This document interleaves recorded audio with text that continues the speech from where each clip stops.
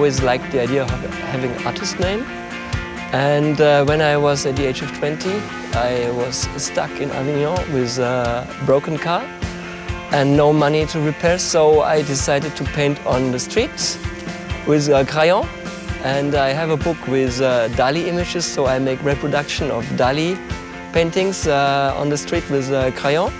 And it took 1 month to get enough money to repair the car and to go back home. And I thought this is an interesting moment in my life, like the first time I do something with art and I make a living of my own, so I took this name.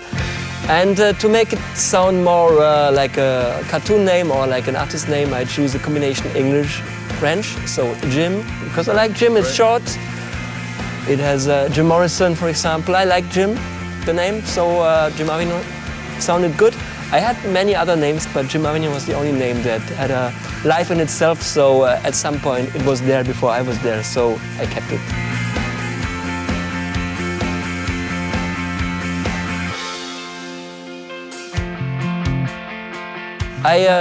I live in Berlin, but I was not born in Berlin. I was born in south of Germany, but from 1988 I live in Berlin.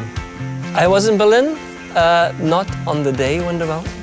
I was painting a big wall in Frankfurt on the day the wall fell, but when I heard the news, I immediately went back.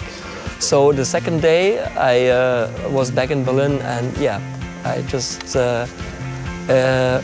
watched what was going on, like I was on the road day and night just to see what's happening, see the changes, and it was too much to understand at that time. It was just like getting as much input as possible, getting as much images, and like to understand it was like weeks later.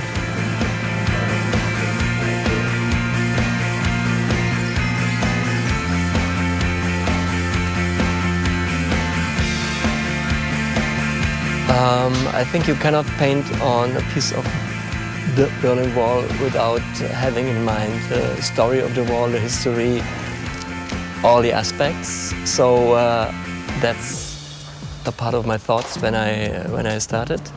I liked the project, that's why I agreed to take part in it. I'm curious to see the other work and to see what's happening, and I'm curious to see if it can add a new layer of comments on the history, on the story. So, yeah, thanks for having me in.